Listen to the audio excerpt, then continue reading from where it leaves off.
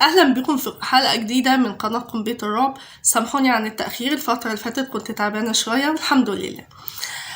النهاردة هنعرض حلقة جديدة بخصوص الجن، قصة حقيقية حصلت مع الممثلة المعروفة المحبوبة مها أحمد.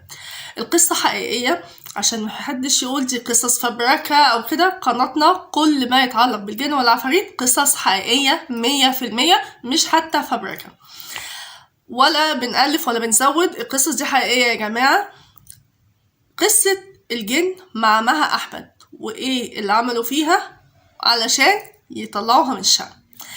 بتحكي مها أحمد وهي بتقول لما كانت طالبة لسه في المعهد كان بتعمل مسرحية، والمسرحية دي طبعا هي كانت ساكنة في القاهرة، فالمسرحية كانت بتتعرض في اسكندرية. فبيقول لكم ان هي لما اتعرضت المسرحيه في اسكندريه فطبعا فلازم ياخدوا سكن، فعطوها حاجه اسمها بدل سكن بحيث يبقى فوق اجرها، بحيث ان هي تاخد شقه وتقعد فيها علشان لغايه ما يخلصوا السيزون بتاع المسرحيه. فبتقول ان هي اجرت الشقه، ولما هي بتشوفها يعني اللي بيوريها الشقه، هي اول ما دخلت بتقول انا حسيت بحاجه غريبه، ان الانوار بتطفي وتنور تطفي وتنور زي السسبنس اللي بيحصل في الافلام اللي في التلفزيون.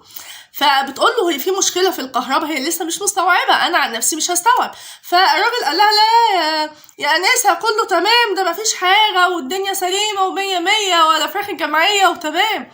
فهي قالت فما خدتش بالها، فدخلت المطبخ. بتقول اول ما دخلت المطبخ من هنا كان الترحيب الرسمي، الترحيب مش من المقاول ولا اللي بيوريها الشقة، كان الترحيب من ناس تانية اللي كانوا في الشقة بس ما كانوش حد يقدر يشوفهم.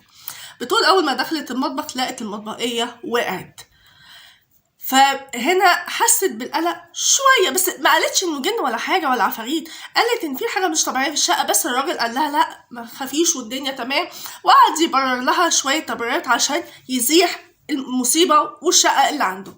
بتقول جابت امها بحيث تقعد معاها لغايه ما يخلص السيزون بتاع المسرحيه، وكمان جت خالتها.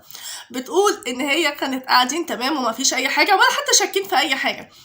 بتقول ان هي كانت بتحس بحاجات غريبه في الشقه، ان في حد جنبيها، في حد موجود في الشقه. وطبعا بتقول ان خالتها كانت بتحلف مليون يمين ان هي وهي نايمه كانت بتحس ان في حد بيشيل البنس الشعر من راسها. ايوه والله كلام حقيقي، كانت بتحلف مليون يمين ان ده حصل. وكان امها بتقول بتحس ان في حد موجود في الشقه حواليهم بس ما كانوش بيشوفوا حد. وكمان مها احمد بتقول لما كانت بتيجي تعمل شعرها سشوار ولا حاجه كانت بتحس ان في نفس جنبيها، ما كانتش بتشوف حد بس كانت حاسه بوجود نفس جنبيها. وعلى فكره القصه دي او الحكايه اللي قالتها مها احمد دي بخصوص النفس انا صدقها، لان انا اعرف واحده حصل لها حكايه كده وسمعت النفس بس ما كانتش بتشوف حد، وعشان كده انا صدقت مع احمد في الحته دي. فبتقول ان هي لما ابتدت كل الحاجات دي تتجمع من خالتها ومن امها من مها، فشافت ان كده عملوا تركيبة حاجات غامضة. فبتحكي للناس الموجودين معاهم في المسرحية، فبيقولوا لها طب انتي ساكنه فين؟ بيقولوا العماره دي كانت ناحيه شارع ابو قير كده، كانت تقريبا هي مش متذكره قوي بس بتقول تقريبا كان اسمها عماره المهندسين حاجه زي كده. فقالوا لها فقعدوا يحكوا، هي بتقول كمان هي اول ما دخلت الشقه طبعا هما قالوا وعرفوا ايه حكايه واصل الشقه. حكايه واصل الشقه ايه؟ نشوفها دلوقتي وهقول لكم عليه. قالوا لها اصل الشقه دي ايه؟ بيقولوا ان الشقه دي كان ساكن فيها واحد، ولا انا نسيت اقوله لكم يا جماعه قبل حكايه الشقه ان الشقه دي كانت بتقول ان هي فيها اوضه مقفوله وفيها زي عفش وكانت مقفوله يعني محدش يدخل فيها، بحيث قالوا لها ان دول شايلين فيها العفش، وده يجوز في بعض الشقق لما تيجي تتأجر ان هم ممكن يقولوا لها اصحاب الشقه ولا حاجه ان احنا شايلين او مخزنين عفش لينا في اوضه وقافلين عليه فانت ما تجيش ناحيته، وده بيحصل في بعض الشقق. فهي كانت في اوضه مقفوله محدش بيجي ناحيتها يعني، فمكبرت دماغها. فبيقولوا لها ان كان ساكن في الشقه دي اسفه واحد ومراته ومعاه 4 عيال. فبيقولوا ان هو اكتشف الراجل ده، اكتشف ازاي الله اعلم، اكتشف ان العيال دي مش عياله لانه هو لا ينجب.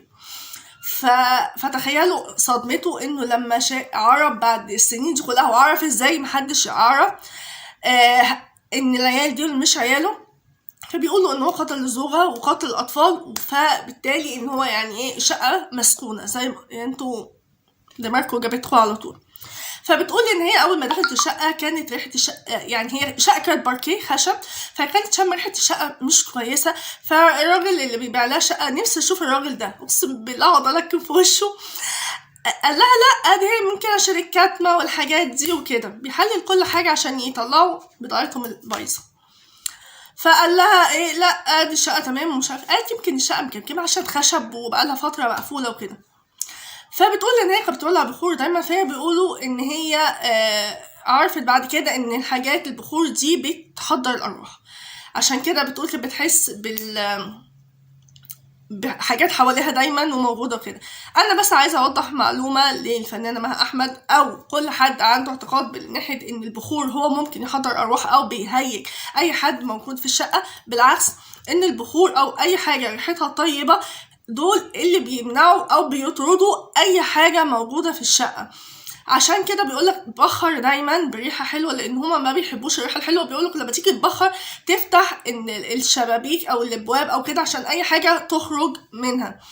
فلا، الريحه الطيبه والبخور عمره ما بيحضر الحاجات دي، لان اللي بتحضر الحاجات دي بيستعينوا بالبخور بس علشان يعني مع تعويذ وحاجات بيقولوها كده علشان يحضروا ارواح، انما ان هي من نفسها بتحضر ارواح بالبخور وكده لا لا لا، كل الحاجات دي. هي دي كانت حكايه الفنانه العسل خالص مها احمد مع العفاريت. طبعا هقول لكم قصص كتيره جايه في الفتره اللي جايه دي، بس خلي بالكم هتبقى قصص مرعبه اكتر. دي قصه كوميديه كده شويه، بس قصه حقيقيه 1000000%، عشان محدش يقول خرافه ولا حاجه. لان فعلا يا جماعه ان لما حد يقتل في مكان ما او كده بيظهر عفريته، وده معروفه يعني، عشان محدش يطلع كده بيقول لا انتوا بتكذبوا لا انتوا بتعملوا. بص انتوا دول اللي انتوا رافضين تاخدوا باي حاجه، تعالوا كده على جنب صدقوني والله موجودين، يعني الجن والعفاريت واي حد بيقتل بيظهر عفريته وكده. دي كانت القصه، استنوني في القصص الجايه. لو عجبكم الفيديو ما تنسوش اللايك الحلو زيكم يا اجمل ناس في حياتي، واتمنى تفرحوني بوجودكم ومتابعتكم للقناه. استنوني في الحلقه الجايه. احلى حاجه وأحب قبل ما يخلص الفيديو ان انا اوضح ان اي حاجه بتحميكم من اي اذى الجن والعفاريت والحاجات دي هو طبعا قرايه القران والمواظبه على قرايه القران واذكار الصباح والمساء، دي بتحفظكم من اي حاجه، وخصوصا آية الكرسي دايما بتحفظكم وبتحميكم من عيون اي حد. ربنا يحفظنا ويحفظكم ويسلمنا جميعا من شر الانس والجن. على فكرة الانس والجن. استنوني في الحلقة الجاية، حلقة جامدة جدا.